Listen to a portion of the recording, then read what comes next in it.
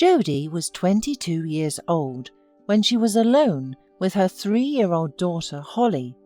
Her husband, who had given almost no help to his wife and daughter, was sent to prison. After that, the mother-in-law kicked Jodie and the baby out on the street. Jodie rented the cheapest apartment and could hardly make ends meet. There was barely enough money for rent, a kindergarten for Holly, and the cheapest food and clothes. And then suddenly, Peter came into their lives. He lived next door and saw that the lonely and life-tortured woman was literally surviving with a baby in her arms. He felt sorry for her and began to help her little by little. Sometimes he bought them groceries or some toys and clothes for Holly. Sometimes he helped repair what he could. Jodie was grateful for his help. Gradually, they became friends, and the woman began to trust her kind neighbour. Soon their friendship grew into a romantic relationship, and 2 years later they were married and became family. From childhood, Holly was aware that Peter was not her real father, but for some reason, she immediately began to call him Daddy, and not without reason. Jodie was a strict mother and often punished Holly for any misdeeds and antics. Peter was the opposite of her. He was gentle and kind by nature and never crossed his wife. But at the same time, he pampered little Holly and always stood up for her. Even at the park or at the movies, on the weekends, Holly used to go with Peter because Jodie was always out of time. Peter was a welder at a manufacturing company. He had a good salary and overall they lived well and hardly needed anything. A little over 10 years went by and tragedy came to the family. Peter had a stroke. At the hospital they literally brought him back from the dead, treated him and sent him home. But that cheerful, happy Peter was gone. In addition, he could hardly move his arm, spoke poorly, rarely got up from his bed, and could only walk along a wall. Jodie became the sole breadwinner in the family, and 15-year-old Holly had to become her father's primary caregiver.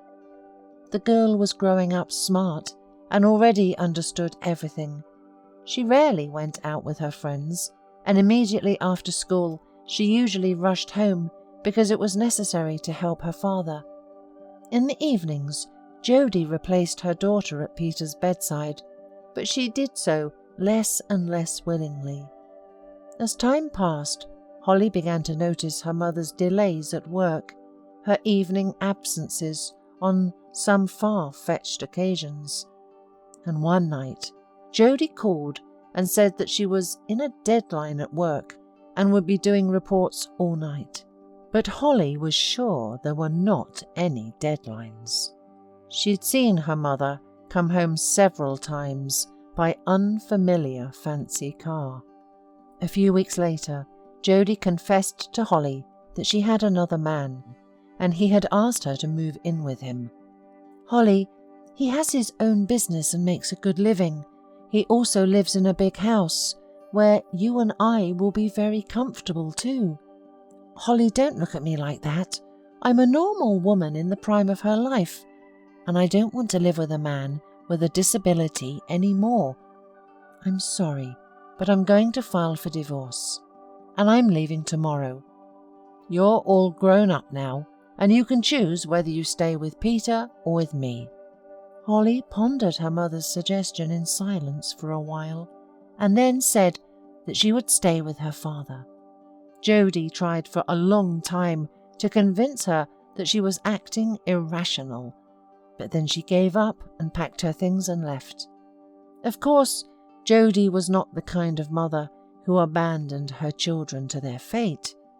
She visited her daughter every 2 days, bought groceries and things for her, and left money for expenses. But she herself was living where she was happy. Peter greeted Jodie's departure with no emotion. Maybe he had already guessed something like that, or perhaps he had just realized that he could give nothing to a healthy and beautiful woman. As time went on, Peter's speech became clearer. He regained the ability to move his arm, and he began to walk outside on his own. Holly was studying hard and managed to get into medical school. She decided to tie her life to the medical profession and become a rehabilitation therapist. The girl promised herself that she would never leave her father under any circumstances. As it turned out, a child's heart remembers kindness and love longer than an adult's. When Holly had been a little girl, her father used to take her to the park, and now, many years later, it was her turn to take him there.